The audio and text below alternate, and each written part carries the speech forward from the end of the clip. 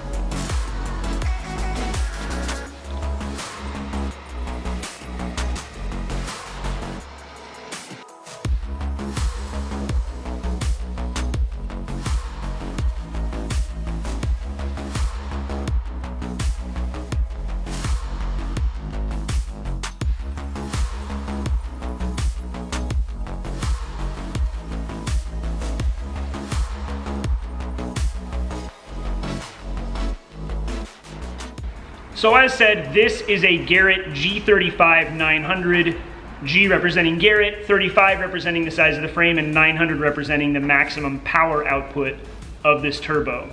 Now, 900 horsepower is admittedly a lot, and it's way more than I plan on actually using. I think the sweet spot for this thing is going to be about 600 wheel horsepower on track for a balance between performance and drivability and usability. And I know that that power level is enough for me as a driver, and it's enough to get this car into the mid 40s at Buttonwillow, and that's the kind of benchmark that I've set, at least to get going. That's where I'd like the car to wind up after some development. Garrett spec'd this turbo for the build after explaining what type of drivability I want, where I want the power band to be, and the power figures that I'm after. And I know that this turbo will do the trick because there are a number of Honda guys running this turbo on K24s, making very similar power figures and beyond. So I'm really excited to get this on the car. This is what we are going to build the car around. It's going to do a good job, and I'm really excited to have Garrett on board for this to bring their knowledge of how to build a good turbo system and how to spec it all out. But I also know that some of you guys are going to wonder what gives on the title. Are you clickbaiting me? What the heck, Mike? Well, no, this turbo is the small one. I also mentioned to Garrett that I have this idea of making 1,000 wheel horsepower out of this 2.4 liter Honda motor. I want to surpass what anybody's doing with that factory Ferrari V8, and I want to show Ferrari guys what's up. And so they said, all right, how about a G42-1200? And that is this one. And yeah, it's big, and it's also way more power than I can possibly use at 1,200 horsepower of capability, which is what the engine is being built to, 1,200 horse. Now, I don't really need that kind of power. I'm not aiming for that for any other reason than because I think it'll be really cool and a whole lot of fun to go out and beat up on anything that I come across. And if I want to do anything else with the car, I've got the power to do it. If I want to take it to a drag strip, I can. If I want to go to a standing mile or something, why not? Doesn't really matter. I want to make a bunch of horsepower, and Garrett said, here you go, this is how we'll do it. With that said, this is the one that we really care about. This is what we're going to build the car around. So let's take this to the back of the car and take a look at how it's actually going to fit in there. I mentioned that the motor going into the car is going to be a fully built sleeved dry sump race engine, and to finally clarify, 4-piston Racing is building this motor for me, and it will be built to withstand about 1,200 horsepower, and that's why I've gone with the pair of turbos that I have. As far as turbo positioning in this thing, we're blessed with the fact that we aren't constrained by a normal engine bay. Normally a turbo would be mounted somewhere like this on any normal engine swap, but because we aren't constrained by sheet metal and things like that, the current plan is to mount it down low, someplace like this, so that we can have a very good flowing manifold that's not any more complicated or restrictive than it needs to be. This will also help with the center of gravity of the car by keeping what is a relatively heavy turbocharger low in the car.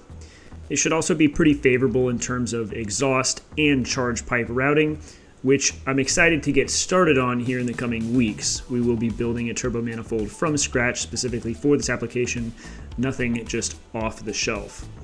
To accommodate both turbos, I'll have to get kind of crafty with different V-band adapters so that I'll be able to swap them in and out along with the tune for each.